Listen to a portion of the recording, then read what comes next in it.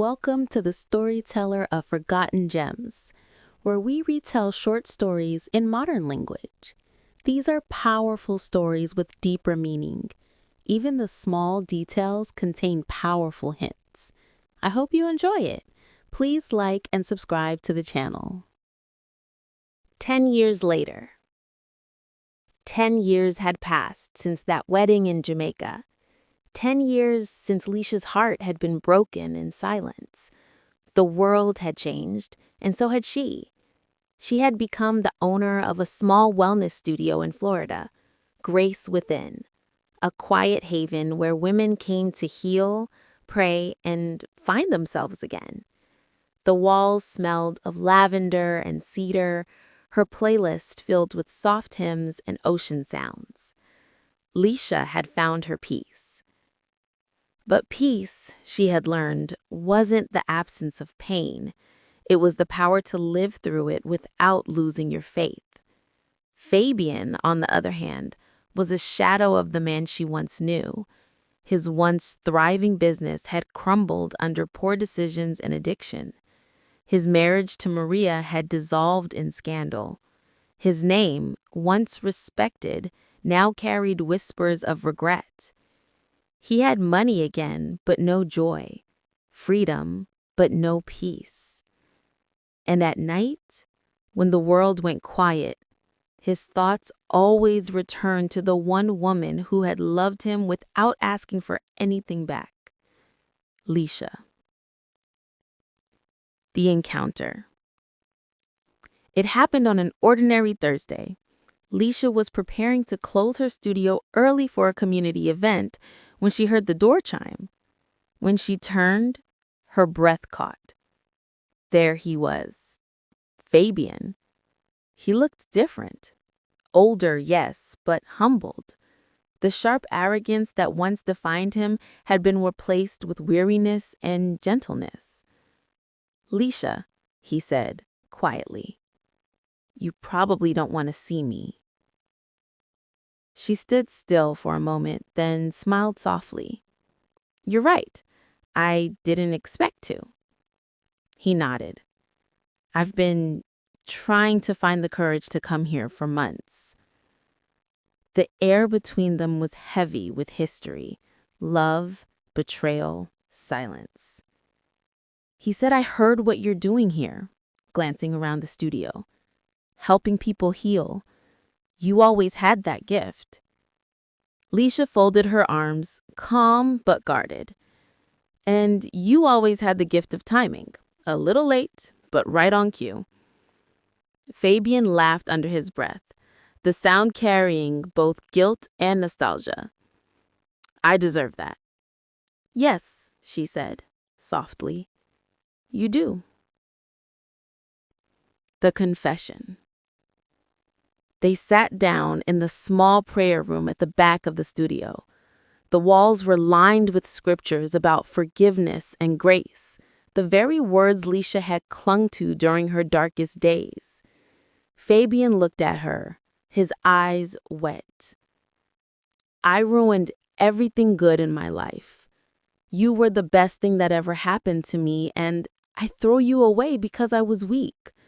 I let people who didn't know love to find what love should look like." Leisha said nothing. She had learned that silence often speaks louder than words. He continued, "I used to think success made a man valuable, but now I know integrity does. You tried to tell me that once, and I didn't listen." "Fabian," she said finally, "you don't need to explain. I forgave you a long time ago." He looked up, stunned. "You did?" "Yes, because God forgave me things too.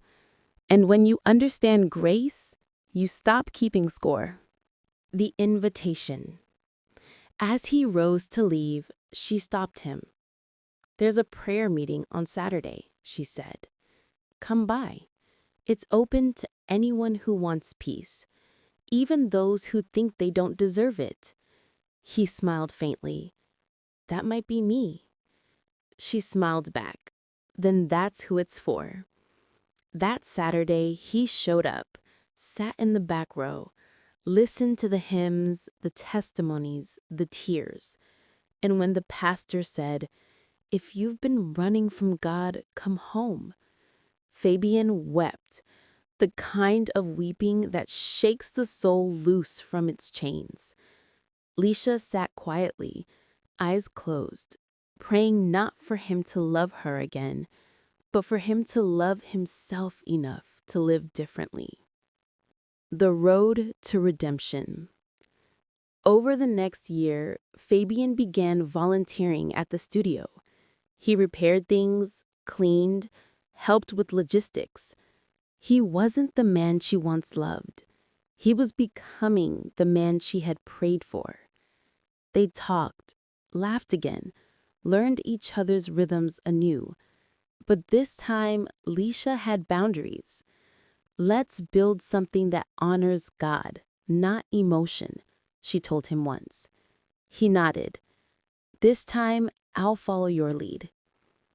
For months, their connection grew quietly, not in fireworks, but in small, steady flames. One day, Fabian brought her a small white rose and said, "I used to think love was about passion. Now I know it's about peace.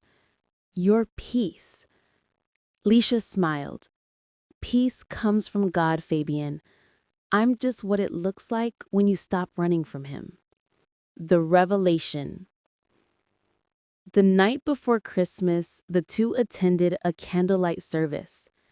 As carols echoed softly and the room filled with light, Fabian turned to her. "I don't know what the future holds, but I know I don't want to live without grace or without you." She looked at him, her eyes glimmering in the candlelight. "Then let grace lead, and the rest will follow." He took her hand, not in ownership, but in reverence. For the first time, he didn't feel like he was taking something. He felt like he was being trusted with something sacred. The future. A year later, Fabian proposed, not with diamonds or grandeur, but with humility. "I don't want to promise perfection," he said. "Only partnership, the kind that grows in truth." Leisha said yes, not out of nostalgia, but out of peace. They married in a small ceremony by the sea, the same island where they'd first met years ago. This time, the vows weren't about promises made to each other, but to God. They built a home where faith led and love followed. And in the quiet hours of dawn, they often prayed together by the window of their new home. Leisha smiled time and again, remembering the words that carried her through every season. "He's not a man that he should lie.